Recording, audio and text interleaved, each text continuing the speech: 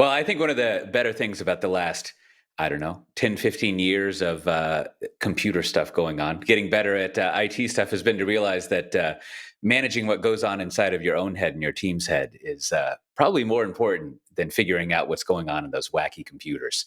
So I think there's a nice session that I think fits nicely into the stack of how to debug your own brain that we have here for you. So let's check it out. Thank you, Michael, for that intro. And he's absolutely right. Sometimes knowing what's going on inside your head is a little more complicated than figuring out the IT structures, because we have some brilliant people who can take care of that. So it's on us to take care of what's going on in our own heads. And I am Nicole. Hello. This is my colleague and the owner and head of strategy and culture at TJC, Ellie Tumbuan. And today we're here to talk to you about mindfulness. And I'll hand it over to Ellie. Thanks so much, Nicole. Thanks so much for having us, SpringOne. We're so excited to be with you. So I'm going to share a little bit about what we do at TJC. Why are we here? Why are we talking to you all about this stuff today?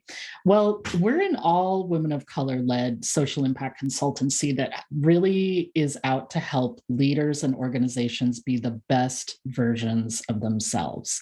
We do this through a super multidisciplinary set of services and tools and practices. Everything from forensic culture audits to leadership coaching, equity advising, training, and organizational strategy. We do take and specialize in a racial equity-centered approach to everything we do. And we lead with our values of abundance, transformation, collaboration, and radical and empathetic leadership. So we've worked with clients in every sector, and we've learned a lot about what it takes to be our best in every moment. So we're thrilled to be here with you today and share a little bit of that. So what does it take? Why are we here? What does it mean to build resiliency to discomfort? So we're going to start with a basic teach, a short brief on mindfulness and resilience. So what do we mean when we say resilience, right? And for some of us, this might have felt a little different before the pandemic. There is an assumption of bouncing back, right? But resilience also means the chance to grow, the chance to take adversity, hardship of any scale, of any definition, and to learn from it, and to grow and stretch beyond who we were before, to adapt and change so that we can take those lessons into the future and be profoundly optimizing of what we've learned. So in our work in racial equity, diversity, and inclusion, a core, really underestimated part of moving the needle, really like making any difference at all, involves things that feel really hard at some point. This is where a lot of us get stuck. Stuck in our fear, stuck in anxiety, fear of making a mistake, our need to be right all the time, stuck in guilt or shame, or maybe just general worry. What happens in that stuckness, as we sometimes call it, is that it's just really easy to confuse all of those feelings with actual legit hurt, pain, and harm. Often what we feel is actually none of those things. Sometimes it's really just a strong sense of discomfort. So in those moments, we ask our partners to sit with discomfort rather than run from it. The human need to run from it is very real. But to sit with it means really no judgment, no expectation to solve the problem or fix it in the moment, right? There's a thing called negativity and problem bias, and that's usually what we start with. But actually to bring in awareness to how we're feeling in the moment is the first step to building resilience. We want to usually run from those feelings, but it's so important to bring in that awareness in order to be able to move through discomfort. We all know that life can be beautiful and it's also often uncomfortable. So this ability to choose to move through discomfort and adapt, really flex, and actually be truly agile to difficult situations, that's resilience. A close friend of resilience is curiosity, and we're going to talk about that in a second. Resilience, though, it's something we can tap into to get us through our toughest moments. It's a muscle that we can strengthen and build over time, right? We just need to know what is getting in the way, what is in between the distance of us and being truly resilient, being able to tap into it, and how we can use mindfulness and somatics, using what we can learn from our body and what our body's trying to tell us, to pause and listen. When we do that, we meet these difficult, uncomfortable moments with curiosity and courage. So let's start with the area of where all the processing happens, our brains. Our biggest muscle for building resilience, again, our ability to bounce back, recover, grow, learn from any difficult situation. The brain, as we all know, is the biggest data processing warehouse in our bodies. It's our beautifully engineered piece of squishy machinery that we all understand controls everything we do, from our emotions, thoughts, senses, temperature, hunger, all of our vital life systems going without even having to think about it. There's so much going on. And the human brain can only consciously process around 40 to 50 pieces of information per second, while unconsciously processing 11 million pieces of information per second. So this means that in moments of high stress, which is all the time for some of us, or critical decision-making, any leadership role, often in our daily lives, we unconsciously rely on what may actually be the wrong information, right? Simply due to the fact that we're reacting and tapping into the unconscious knee-jerk response, rather than taking a moment to allow our brains to do what they do best, which is process. So this is one of the most effective tools we have in giving our brain the time to switch out of reactionary mode, fight or flight, and actually move into curiosity, engagement, and leadership. This is mindfulness. So when we think of mindfulness as a personal check and balance tool, right? What are we able to do? And this definition we're going to use from Mindful Nation, a 2015 UK report that Search Inside Yourself Leadership Institute, incubated at Google, actually uses. Mindfulness means paying attention to what's happening in the present moment in the body, mind, and external environment, with an attitude of curiosity and kindness. That last part is really key. This definition really, truly encapsulates the power of the pause. By just taking a moment to breathe, to ground, and really check in with ourselves, we can move ourselves from a place of fear and quick reaction to that curiosity and kindness that opens up a whole other world.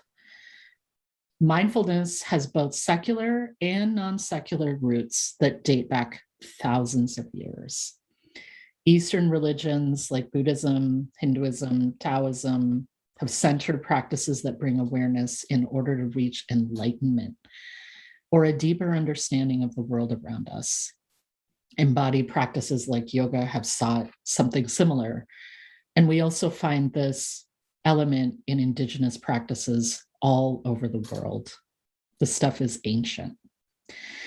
Its rise in popularity in the West really only dates back to the 70s, when John Kabat-Zinn started the Center for Mindfulness at UMass.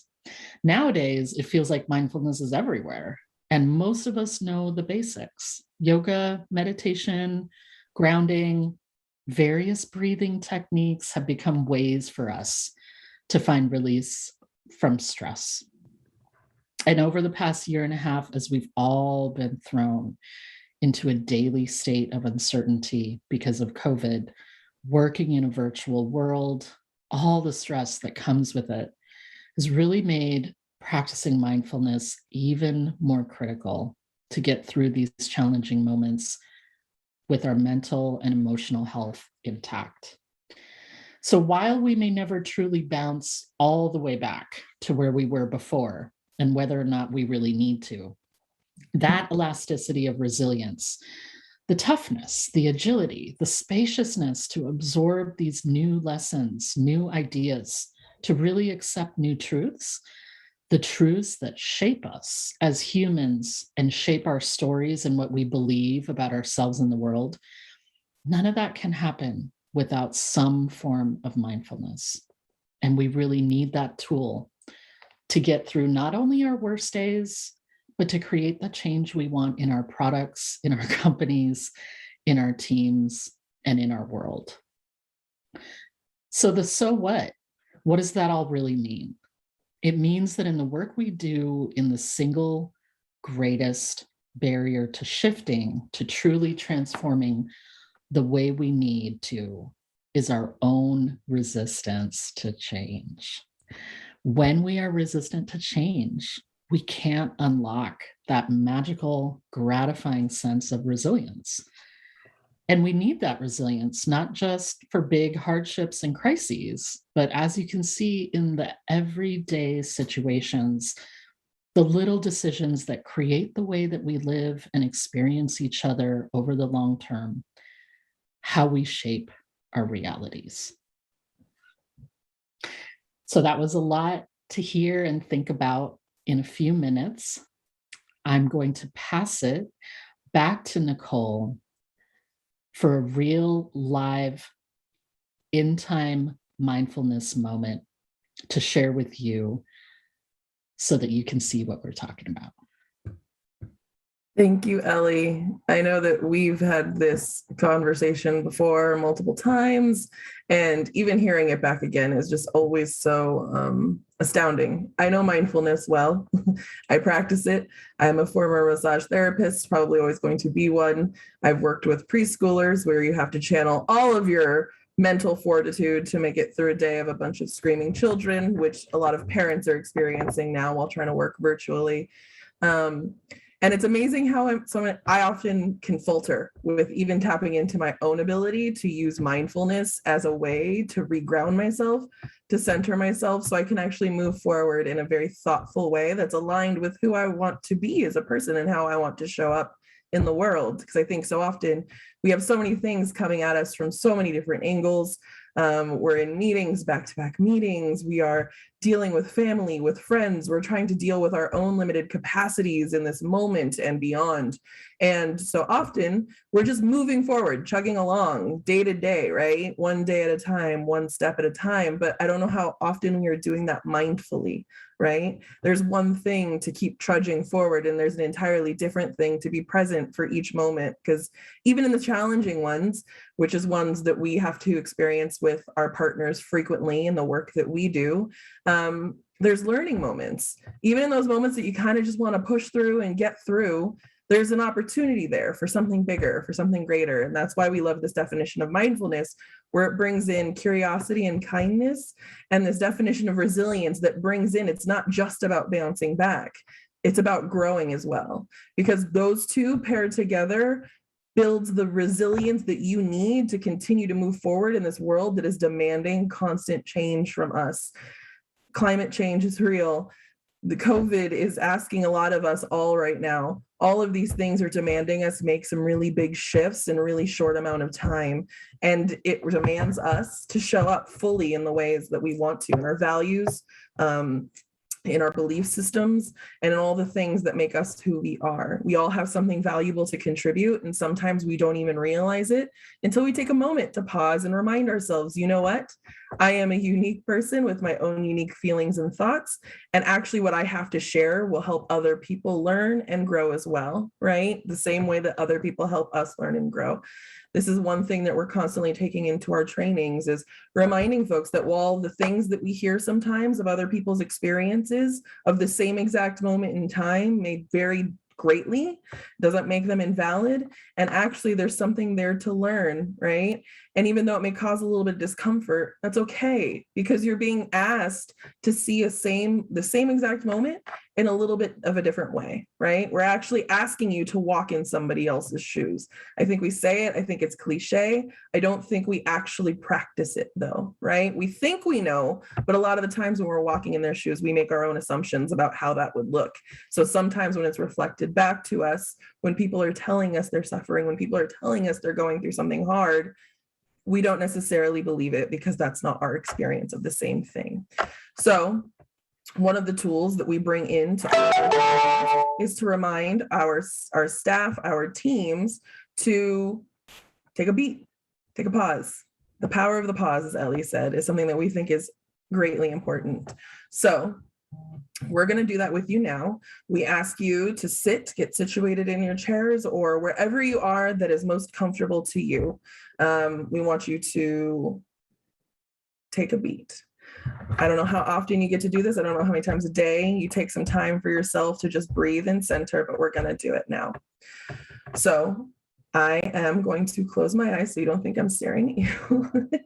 And we're going to do a quick body scan. This is something that you can do at any point during your day. If you're feeling a little frazzled, if you're feeling a little overwhelmed, if you feel like it's just been nonstop back-to-back things and you actually can't catch a breath, I invite you to prioritize your self-care and take a breath. So get situated in your seats. Do whatever you need to do to get your most comfortable. If that means standing up, please do so. If that means lying down, please do so. Do what's most comfortable and accessible to you. As you get situated, I want you to start becoming aware of your surroundings. Start to come back into your body. What are you feeling right now? How's the temperature in the room? Are you hearing sounds in the background beyond my voice? Are you feeling any tenderness or pain in your body that you're noticing now that you're settling into your body? Is your tummy grumbling? Have you been able to eat today? Are you feeling thirsty? Are you feeling like you kind of want to escape this moment? Whatever they are, whatever's coming up, don't judge, just witness. We're just noticing. We're learning how to take a moment to take stock of what's going on in us. From wherever you are, either eyes open or closed, whatever feels most comfortable to you, I want you to start at the top of your head.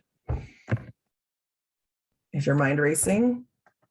Are you already thinking about what you have to do next today? Are you creating a mental grocery list? Are you thinking of a beach somewhere? Whatever it is that's going on in your head, see if you can witness the thoughts and see if you can just let them pass by.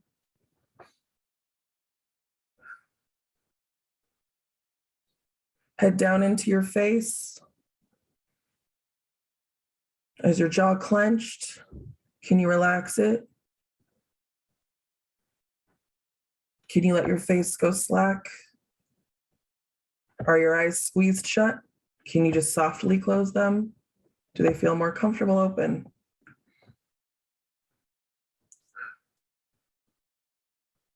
Taking some deep breaths, head down into your neck and shoulders. How are they feeling? They do a lot for you. They hold up your head. They keep you looking around. Would it feel good to roll them out? Can you shake out your shoulders? Can you roll your neck a little bit? Do you feel any discomfort? Can you shift a little to make them more comfortable? Again, no judgment, just witnessing. Head down into your shoulders, back, mid-back, and your seat. Feeling that breath going into your lungs as far as you can get it to go comfortably. Filling up your tummy. What does that do to your back and your lower back? Does it feel like you can shift a little bit? Does it feel like you want to stretch? Do what you need to do in this moment to make yourself more comfortable and give your body what it needs. Heading down into the arms, fingers. How are they feeling? Doing a lot of typing. Do they feel like they need to stretch? Can you shake them out?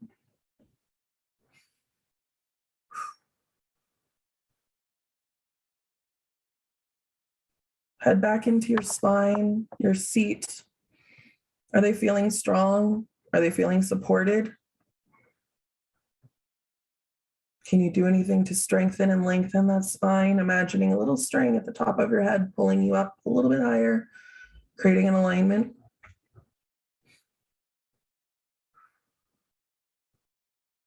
Heading down into your legs, your feet, your knees. How do they feel? Can you shake them? Can you roll them? Can you stretch them? Can you do whatever you need to do to bring a little more comfort and ease to your joints right now?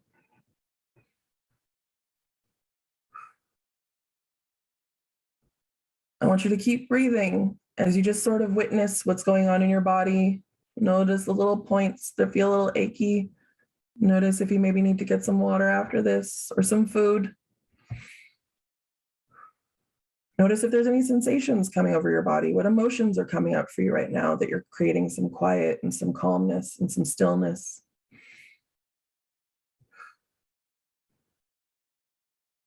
As we're wrapping up, I want you to keep breathing.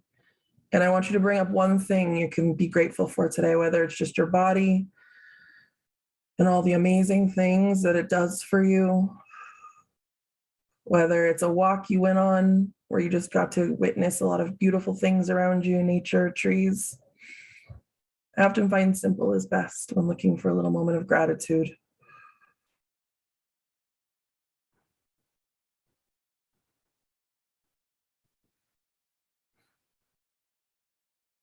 I want you to hold that little piece of gratitude, little piece of joy that you can bring forward right now. We're going to take a few more deep breaths.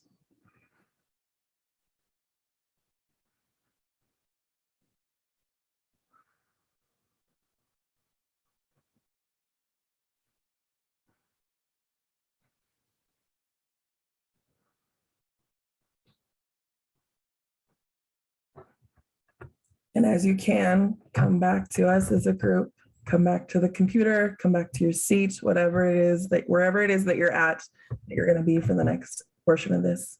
And we hope that you really take it to heart, that it can be this bare bones.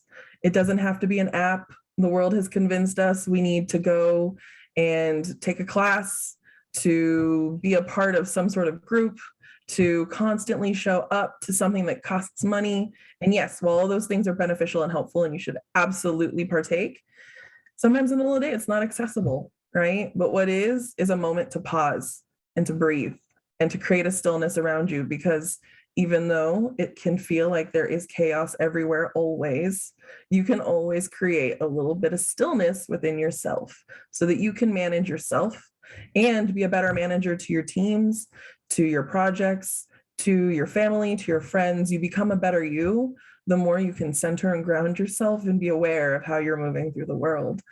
So again, we want to thank you all. We hope that you take some time in your day today to do another one of these. We hope you make this a practice for yourself so that you can start your day exactly as you want. We think a quick breath or a quick meditation is just as important as that first cup of coffee. So we hope that you all take this to heart and take it with you to wherever it is you go today. And thank you again, SpringOne, for having us. And it was a pleasure to be here and to teach you today. Thank you, everybody. You deserve this. Well, that was great. I'm looking forward to the recording so I can excerpt that little brief getting your mind into a comfortable state. I'm always looking for that, and it was. I feel better now. Even I've listened to that. So hopefully you enjoyed that session as much as I did. And if you want to do a little bit of Q&A afterwards, you can find the link to that in the Slack channel for this, the session Building Resiliency to Discomfort, which I think if you have some questions, it sounds like there would be nice answers given to it. So speaking of, we have a little break coming up with some nice music that I'm going to be enjoying, watching the Charlie Brown graphics, and then come right back, and we're going to have a little bit of design talk about how that can help out with your endeavors. Enjoy your break.